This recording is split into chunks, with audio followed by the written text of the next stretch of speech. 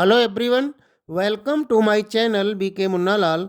आज मैं आपको सिंथेसिस ऑफ सेंटेंसेस के अंतर्गत कंपाउंड सेंटेंस डिस्कस करने वाला हूं। डियर स्टूडेंट्स, यदि अभी तक आप मेरे चैनल पर नए हो तो प्लीज़ चैनल को सब्सक्राइब अवश्य कर लें, जिससे आप मेरे आने वाले हर वीडियो का नोटिफिकेशन प्राप्त कर सकें और उसका लाभ ले सकें। तो आइए शुरू करते हैं। Compound sentence. कंपाउंड सेंटेंस को हिंदी में संयुक्त वाक्य कहते हैं। कंपाउंड सेंटेंस क्या होता है, सबसे पहले हमें यही समझना होगा।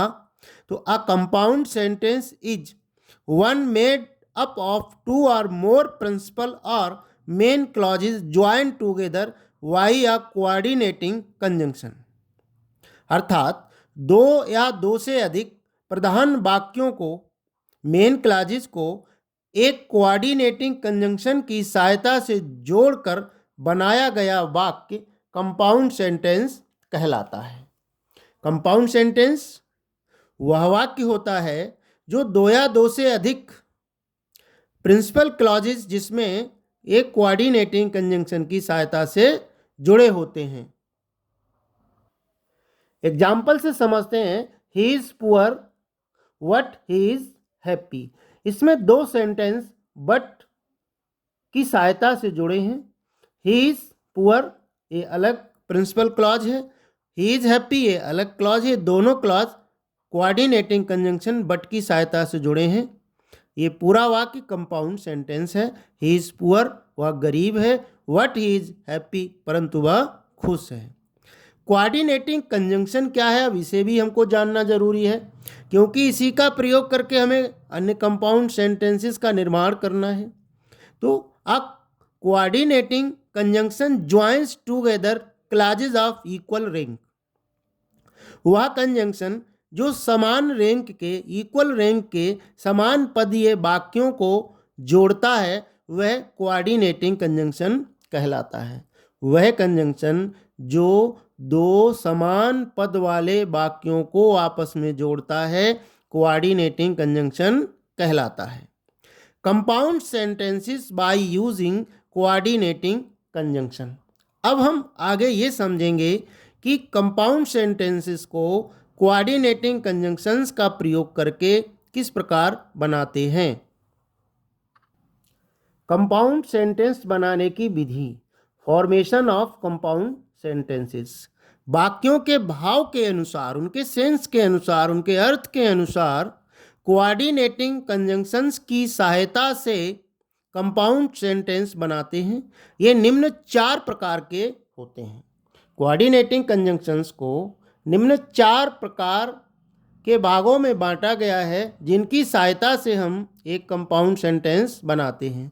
सबसे पहले होते हैं क्यूमुलेटिव कंजंक्शंस। क्यूमुलेटिव कंजंक्शंस वे कंजंक्शंस होते हैं जो समान भाव बताने वाले वाक्यों को जोड़ते हैं।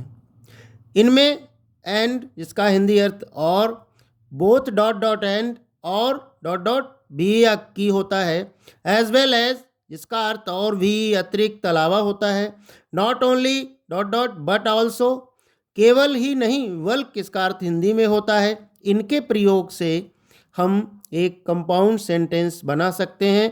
आइए उदाहरण से समझते हैं। He is rich, he is wise. दोनों वाक्यों का भाव समान है, दोनों की रैंक बराबर है, दोनों ही प्रिंसिपल क्लॉजेज हैं। अब हम इन्हें समान भाव वाले कंजंक्शन अर्थात एंड से जोड़कर कंपाउंड बनाएंगे। He is rich and he is wise. इसे अन्य कंजंक्शंस की सहायता से भी हम बना सकते हैं। He is not only rich but also wise. Second example है, the boy was punished, the boy was fined. Compound बनेगा, the boy was not only punished but also fined. Third example है, she is a singer, she is a dancer. Compound बनेगा, she is both a singer and a dancer. Fourth example है, Munshi Premchand was a story writer. दूसरा वाक्य, he was a novelist. Compound बनेगा, Munshi Premchand was a story writer as well as a novelist. ये हमने विभिन्न उदाहरणों के माध्यम से देखा कम्युलेटिव कंजंक्शंस का प्रयोग करके कंपाउंड सेंटेंस को बनाना। दूसरे प्रकार के कंजंक्शंस होते हैं एडवर्सेटिव कंजंक्शंस, असमान भाव या विरोध दर्शाने वाले वाक्यों को जोड़ने वाले कंजंक्शंस, जिन्हें हम एडवर्सेटिव कंजंक्शंस कहते हैं। इनमें बट जिसका अर्थ होता है लेकिन, फिर भी, तो भी, परंतु, तथापि, स्टिल या यट जिसका अर्थ होता है फिर भी या तो भी, व्हाइल या वेयर एज जिसका अर्थ होता है जबकि, हाउएवर, नेवरथलेस जिसका अर्थ होता है तो भी, फिर भी। अब हम इनका प्रयोग करके कंपाउंड सेंटेंस बनाते हैं। He is rich, he is unhappy, वह मालदार है, वह अप्रसन्न है। दोनों का भाव अपोजिट है, विरोधाभास है, इसलिए हम इनमें से किसी एक कंजंक्शन की सहायता से जोड़कर कंपाउंड बना देंगे। सी इज रिच येट या still she is unhappy. Next example है he worked hard, he failed. इसमें भी विरोधाभास है, he worked hard but he failed. Third example है she was ill, she decided to go. Compound बनेगा she was ill, however she decided to go. Fourth example है Rita was wearing a black sari, her mother was wearing a white sari. अब compound बनेगा Rita was wearing a black sari while, जबकि her mother was wearing a white sari. अब third type के conjunctions होते हैं alternative conjunctions. Alternate का अर्थ होता है विकल्प। विकल्प दर्शाने वाले वाक्यों को हम अल्टरनेटिव कंजंक्शंस की सहायता से जोड़कर कंपाउंड बनाते हैं। जिन वाक्यों में चयन का भाव हो, विकल्प का भाव हो, ऐसे वाक्यों को अल्टरनेटिव कंजंक्शन का प्रयोग करके कंपाउंड बनाते हैं। अल्टरनेटिव कंजंक्शंस होते हैं और, जिसका अर्थ होता है या, अथवा, नहीं तो। एल्स, अदरवाइज, इसका भी अर्थ होता है अन्यथा, नहीं तो। सकारात्मक वाक्यों को जोड़ने के लिए आइदर और या तो का प्रयोग करते हैं, तथा दोनों वाक्य नकारात्मक होने पर नाइदर नॉर, ना तो का प्रयोग करके कंपाउंड बनाते हैं। उदाहरण से हम समझते हैं work hard you will fail, कठिन परिश्रम करो आप फेल हो जाएंगे। इसमें विकल्प है, या तो कठिन परिश्रम करो अथवा फेल हो जाओगे। कंपाउंड बनेगा वर्क हार्ड और या अदरवाइज यू विल फेल, कठिन परिश्रम करो अन्यथा आप फेल हो जाएंगे, असफल हो जाएंगे। नेक्स्ट एग्जाम्पल है कम इन, अंदर आओ, गो आउट, बाहर जाओ, इसमें भी विकल्प है, तो हम जोड़ेंगे either come in or go out. इस सेंटेंस को हम और से भी बना सकते हैं, कम in or go out, come in, either come in or go out. Third example है walk quickly you will miss the train. इसमें भी अन्यथा का भाव है। कंपाउंड बनेगा walk quickly or you will miss the train.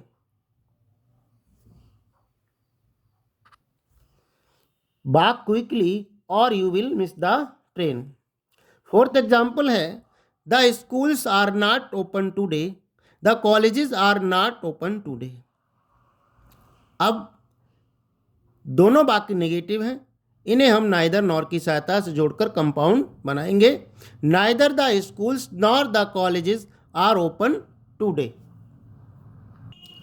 चौथे प्रकार के कंजंक्शंस होते हैं इलेक्टिव कंजंक्शंस, जो परिणाम दर्शाने वाले वाक्यों को जोड़ते हैं। अर्थात जिन वाक्यों में परिणाम दर्शाया जाता है उन वाक्यों को इलेक्टिव कंजंक्शन की सहायता से जोड़कर कंपाउंड सेंटेंस का निर्माण करते हैं। इनमें प्रमुख होते हैं सो, हेंस, देयरफॉर, कॉन्सिक्वेंटली, फॉर। इनका अर्थ होता है इसलिए या इसी कारण से। एग्जाम्पल से समझते हैं ही वर्कड हार्ड ही पास्ड, उसने कठिन परिश्रम किया वह पास हो गया।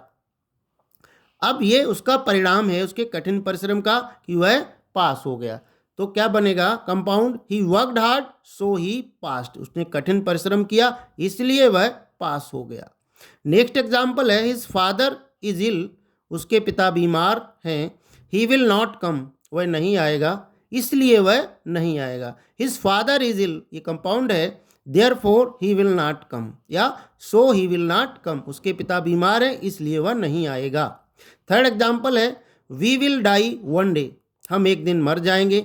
ऑल मैन आर मोर्टल, सभी मनुष्य नाशवान हैं। We will die one day for all man are mortal, इसी कारण से मर जाएंगे क्योंकि सभी मनुष्य कैसे हैं, नाशवान हैं। कोऑर्डिनेटिव कंजंक्शंस के लिए कीवर्ड है जिसे आप याद कर लेंगे तो कंजंक्शंस को याद करना आसान हो जाएगा। Keyword for coordinating conjunctions, fan wise, fan पंखे को कहते हैं, वाइज लड़के।